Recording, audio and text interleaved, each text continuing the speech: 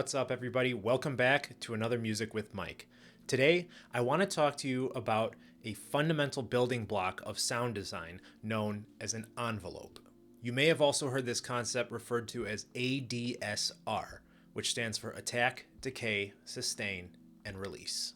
When we apply the term envelope to a sound, what we're actually talking about is how the sound changes over a given period of time. So I've made this handy little graph here to give you a visual representation of what an envelope is and how it works. So let's take a look.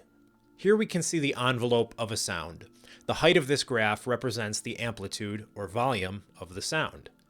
We begin at number 1, which is the moment the sound is initiated. Whether it's pressing your finger on a piano key, blowing into a trumpet, or simply using MIDI data to trigger a synthesizer, this is the point that the sound begins vibrating. Number 2 is the moment a sound reaches its peak amplitude or volume. The height of this is sometimes referred to as a transient. So the longer the attack, the longer it takes a sound to go from silence to its peak volume. The distance from 2 to 3 is referred to as decay. The amplitude of a sound will lower after the sound hits its peak, and the amount of time it takes to go from 2 to 3 is what we call the decay. Once we've determined the decay time, we need to determine the level of sustain.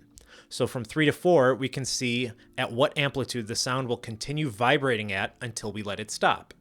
Sustain doesn't come naturally to percussive instruments like drums and pianos, but it does to wind and bowed instruments like the trumpet or the violin.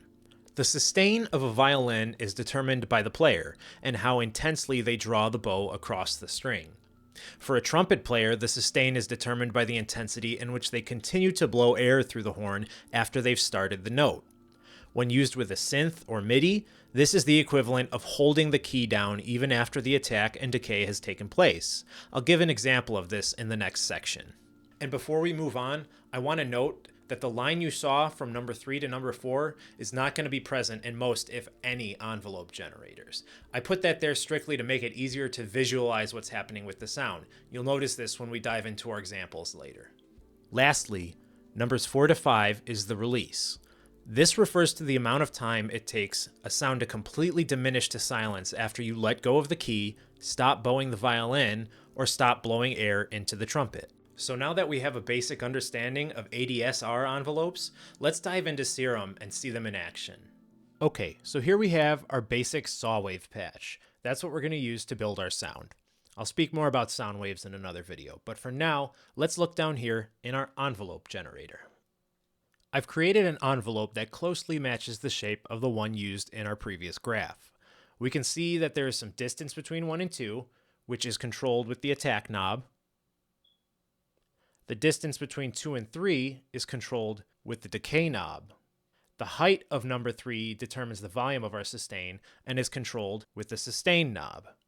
And if you'll recall what I said earlier, the sustain from the graph is its own dot right here. So it counts as 3 and 4. So the distance here from 4 to 5 is the release and is controlled by the release knob. So I'm going to play a key on my keyboard to initiate the sound, and if you watch closely, you'll see a little blue dot begin at number 1, go up to number 2, hit the peak, and then drop down to number 3, where it will stay until I release the key on the keyboard, and then you'll see it come down here until it returns to silence. So let's give this a quick watch.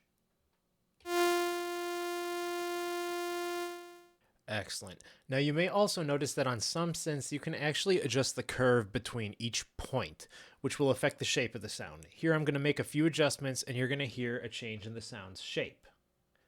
It won't be very drastic, but it will be there. There we go. Let's try this.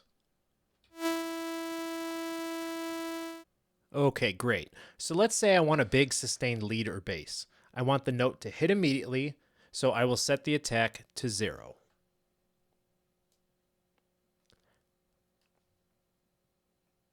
Now, it's usually good practice to allow a little bit of time for the attack, so I'm going to increase it just a little bit.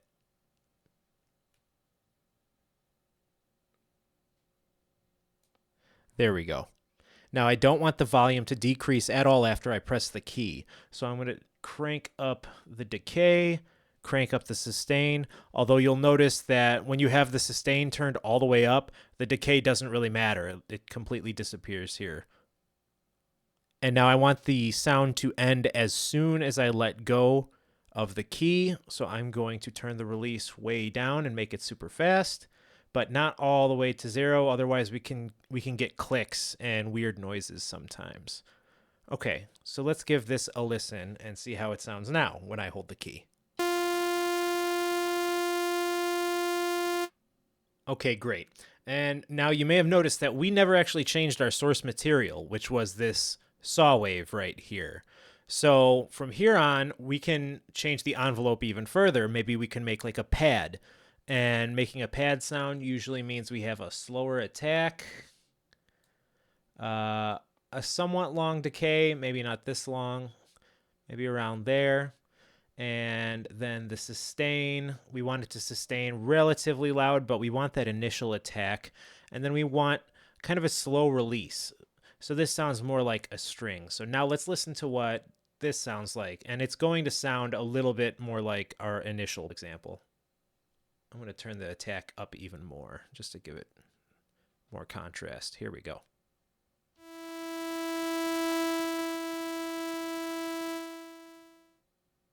Okay, so we've talked a little bit about making our leads and basses nice and sustained.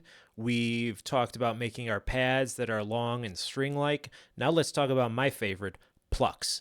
And plucks generally have a fast attack if you want a really in-your-face pluck, or you could give it some slight time in the attack to give it a more like wubby pluck, if that makes sense.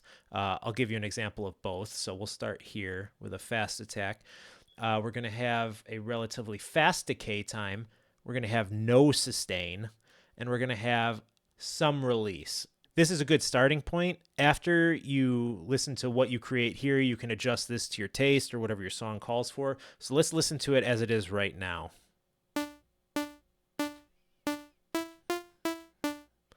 It's kind of neat. I'm going to add a little bit more of a release time. Maybe even more.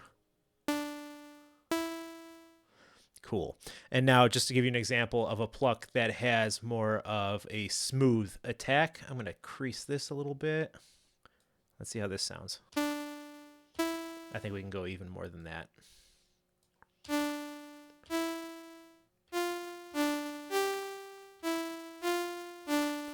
Yeah, that's pretty neat. Now, before I finish up here, I should also point out that envelope generators can be used to control other knobs in your synthesizer.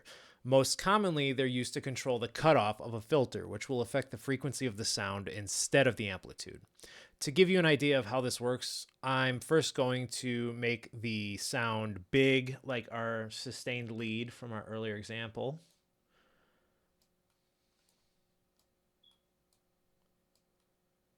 So now when I play it, it just sounds like this.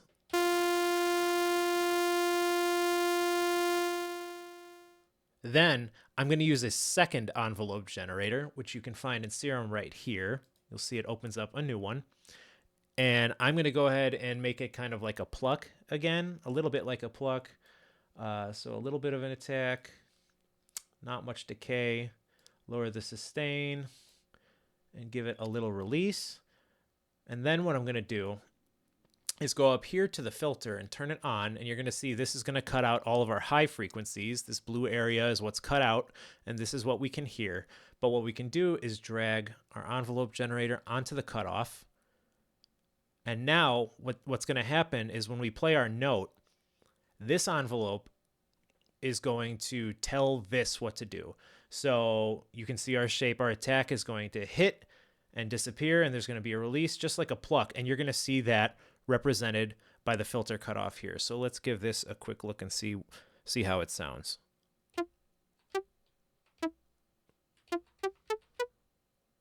So that's pretty cool. Now let's play around with the parameters a little bit, just so you can see how much of a difference it makes if we put a slow attack, a longer decay, a little sustain, and a longer release. Now let's watch our filter cutoff up here.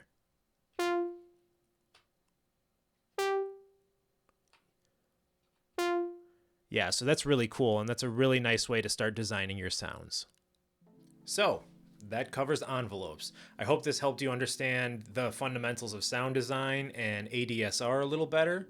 If you have any questions about this or anything else, please leave them in the comments. Make sure to like and subscribe, and until next time,